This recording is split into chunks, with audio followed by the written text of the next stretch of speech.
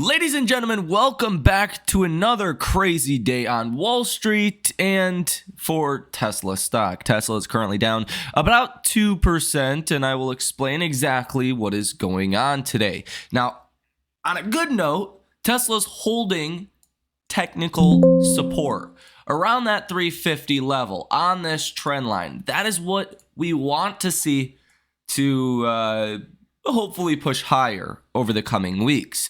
But first, before we get into everything else, we do have some really good Tesla news today. Tesla China insured units, 8,600 for last week. This is the second best week of this entire year. The only week that was stronger than last week was in fact the week of September 23rd through the 29th, where you insured 22,600 Teslas in China. So this is needed to have a really good Q4.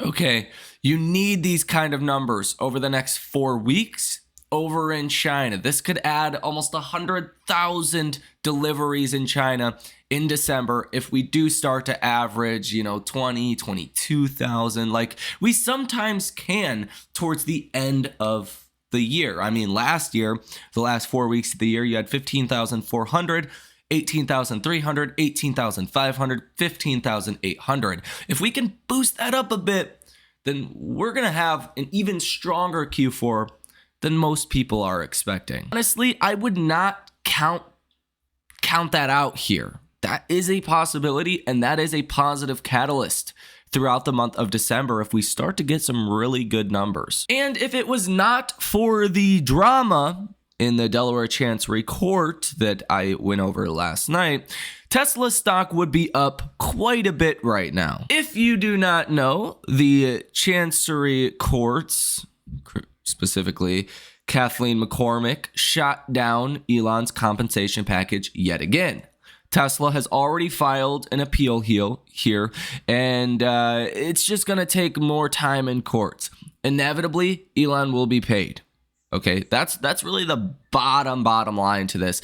But in the near term, it does create some uncertainty for Tesla stock, and that is why Tesla is moving lower today. Now, before we get into other news today, we should probably mention what's going on in South Korea, because that is affecting our markets. It's causing the dollar to strengthen because the Chinese yuan, one of the top currencies in the world, is plummeting versus the dollar. So I asked Grok what's going on over in Korea because it's pretty confusing trying to get this from multiple different sources, and I think Grok's just really good.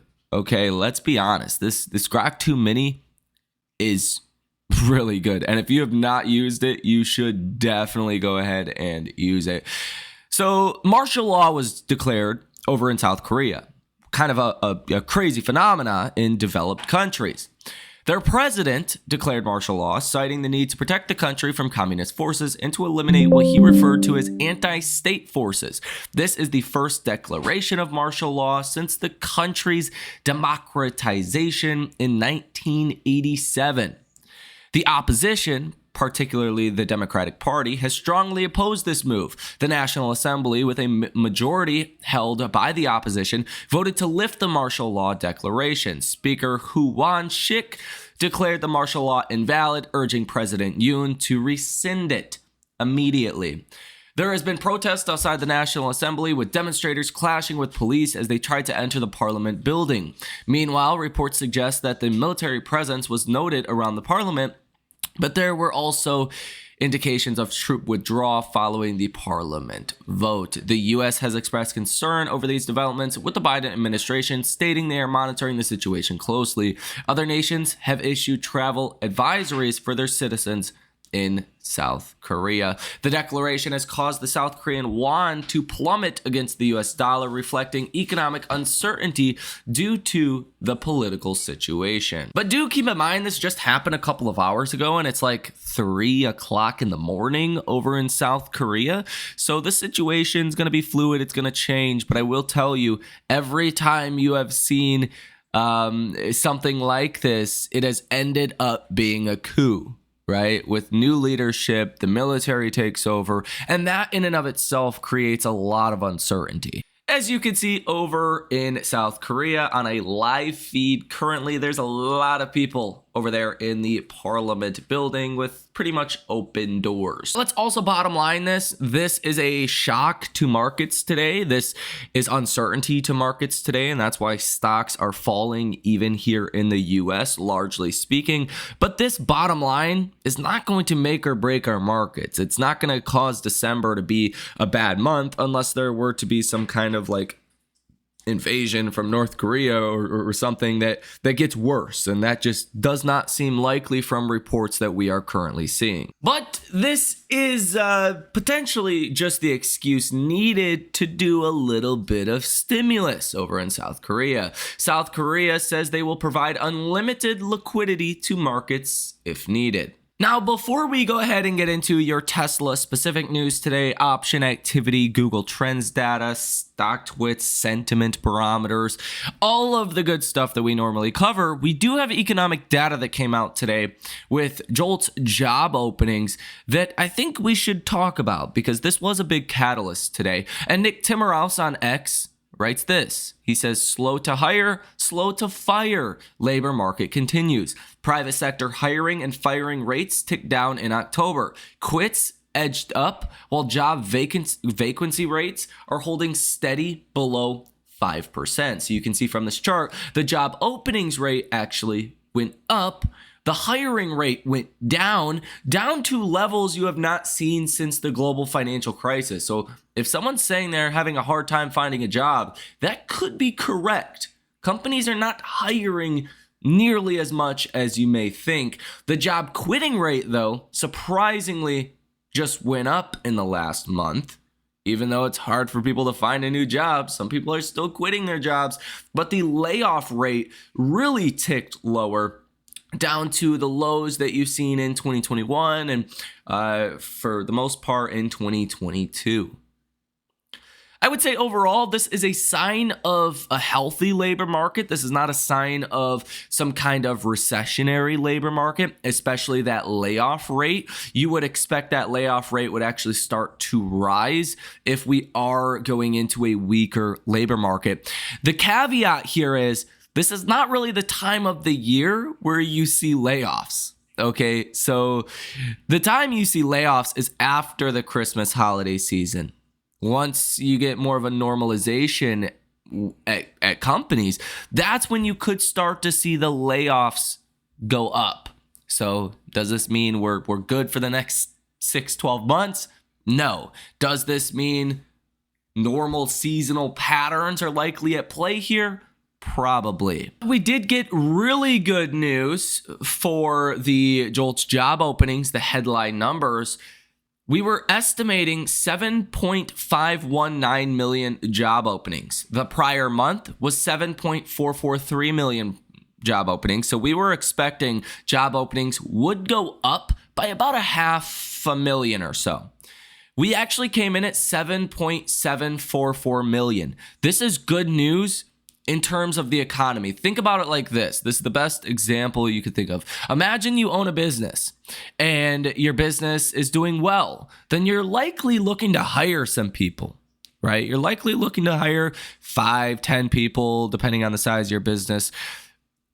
But what if your business is not doing well? Then you're probably not looking to hire people. You're probably picking up the extra slack where you can instead of trying to hire someone else, okay? So the more job openings we see, likely the better the economy is doing. So that is good news for the soft landing camp, and that's good news for obviously the Fed at this point, because the labor market's really not a source of inflation, according to Fed officials. We are hearing from Fed officials that were scheduled to speak today that sound like they like the data that came out today. Fed Kugler says the U.S. economy is in a good position. Labor market is solid. Inflation appears to be on a path to 2%. Fed Kugler says October PC inflation readings consistent as of now with return to 2% inflation goal, but also show job is not yet done. Fed Daily, though, has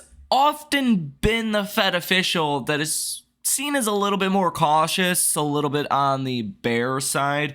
And she says today, I don't see any reason for a rate hike. Trajectory of change is down. So this is definitely welcoming news from someone on the committee that's a little bit more hawkish. She says the neutral rate is closer to 3% and that trade issues don't usually derail growth.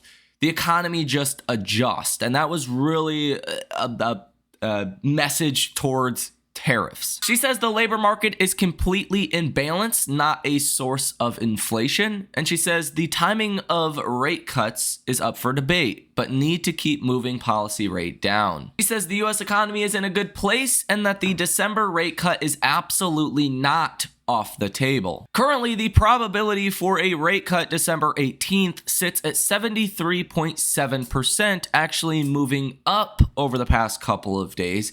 The odds of a pause December 18th sit at 26.3%. So unless we get a really hot labor report or something along those lines, a shock event, you're more than likely going to get a rate cut December 18th. Now let's get into your Tesla specific news today. Jim Cramer lists Tesla as one of the top 10 stocks he thinks will perform well in December.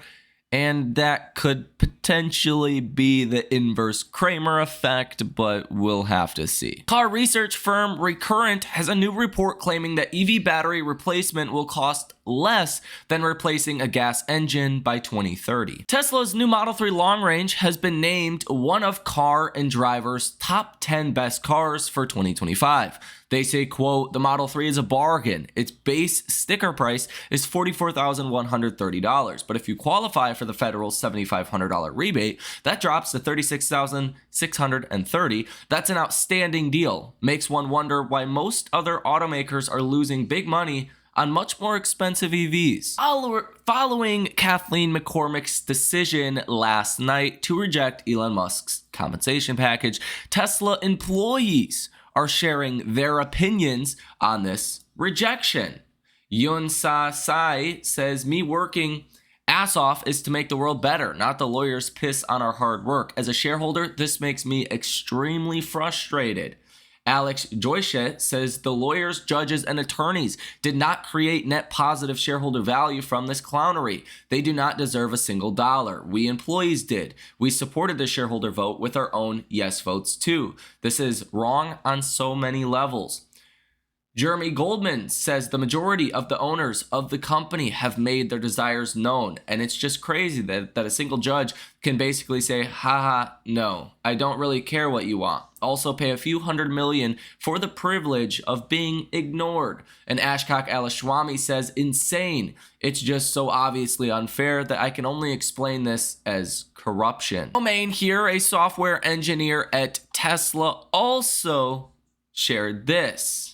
Protecting shareholders, corruption. That's certainly what it feels like. Tesla's China team has denied that the Cybertruck would be brought to China through official channels anytime soon. Jaguar 2 weeks ago said copy nothing. Jaguar today unveils a new electric vehicle concept with a similar front design to the Rolls-Royce Spectra EV, and it's almost exactly similar. General Motors plans to sell its stake in a $2.6 billion electric vehicle battery cell plant in Michigan to its joint venture partner LG Energy. GM expects to recoup roughly $1 billion.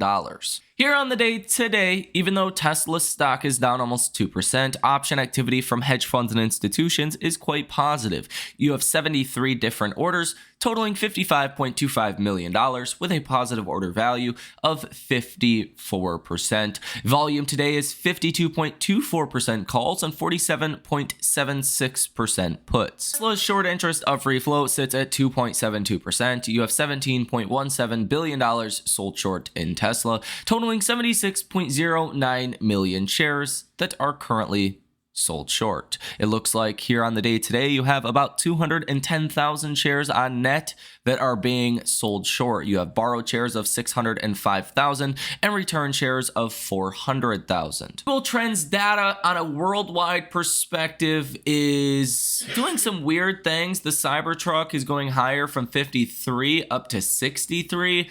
The Model Y is falling from 50 down to 47. The Model 3 is falling from 41 down to 39. The Model S is still at 16, and the Model X is at 11. But seeing this downtrend in search trend activity is not exactly great, nor is it the end of hopes for Q4 to be a good quarter. It's just not really making a whole lot of sense, personally. If you look at the United States, Cybertruck moving down a little bit, but the Model Y and Model 3 are holding steady at the same level of search trends. Model Y at 33, Model 3 at 26, Model S at 11, and the Model X at 10. Sentiment over on StockTwits today, again, Tesla is down 2%, is bullish at 63. Yesterday, it was bullish at 59, so that is improving. Message volume is high at 58. Yesterday, it was normal at 46, and the participation ratio today is high at 55. Tesla China's sales fell 4.3% in November as BYD sales surged. According to the China Passenger Car Association, Tesla's sales of China-made electric vehicles fell 4.3% year-on-year to 78,856 in November. Sequentially, Model 3 and Model Y vehicles saw a 15.5% increase from the month prior, but it wasn't enough to show year-over-year growth for the automaker. CNN's Fear and Greed Index today is sitting at 62. The previous close was 66. So this is actually a good sign if you have been under the impression that the markets have just been too bullish to go higher, which is obviously not true. The markets are actually pretty fearful. They're pretty bearish right now. Believe it or not, investor sentiment is not in a good place. But this 4-point drop is pretty big on a day where the S&P is really not moving down all too much at all. So this is good news.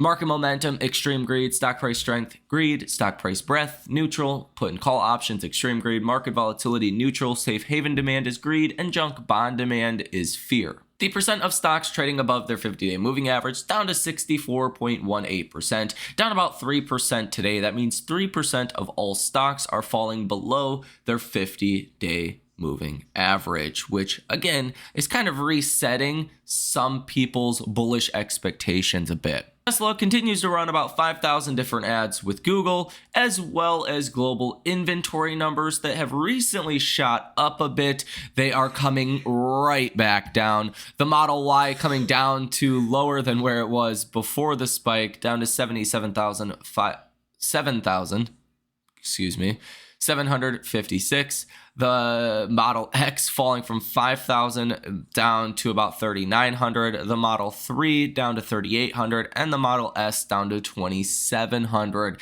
This is good news to see inventories fall like this. Because one of the big problems you're seeing at legacy automakers right now is Ford, GM, Stellantis, they have a lot of 2024 vehicle, models sitting on their dealer lots as you head into 2025, as they're supposed to be ordering 2025 vehicles.